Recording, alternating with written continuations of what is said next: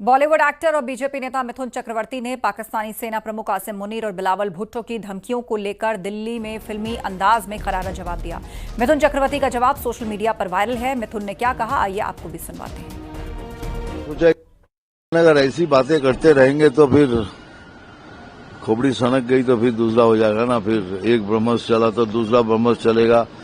और अगर कुछ नहीं हुआ तो हम लोगों ने सोचा एक डैम बनाएंगे और 140 करोड़ आदमी उधर पेशाब करेगा, फिर डैम खोल देगा, कोई गोली नहीं चलेगी, सुनामी आ जाएगा।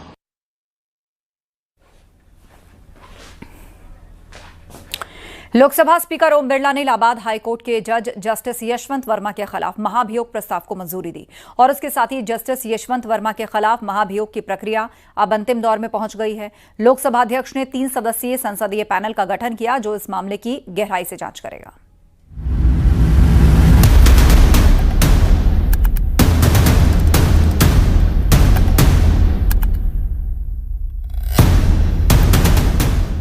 अंतिम दौर में जस्टिस यशवंत वर्मा के महाभियोग की प्रक्रिया।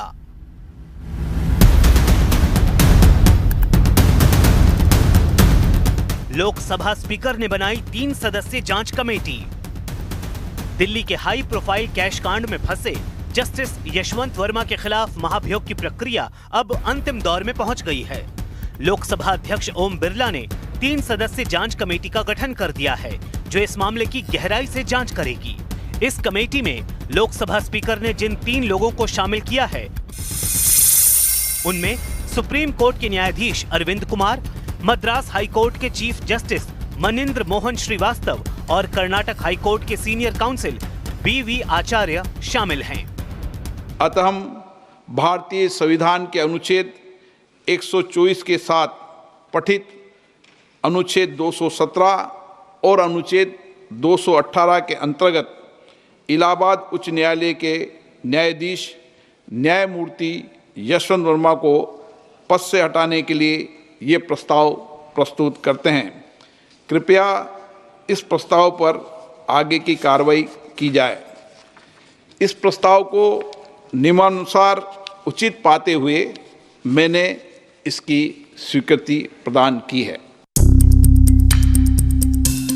लोकसभा स्पीकर ओम बिरला ने जस्टिस यशवंत वर्मा के खिलाफ जिस महाभियोग प्रस्ताव को मंजूरी दी है उस पर 146 सांसदों के हस्ताक्षर हैं।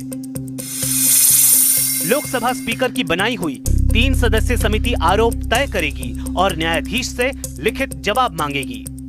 समिति को गवाहों से पूछताछ करने का भी अधिकार है।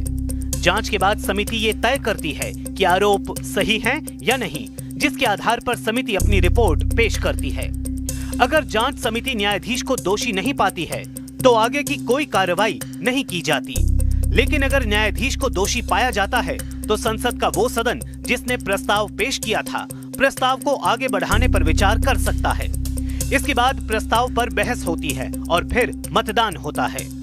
मतदान करने वालों का 2/3 समर्थन और सदन की कुल संख्या का बहुमत हासिल हो तो प्रस्ताव पारित माना जाता है।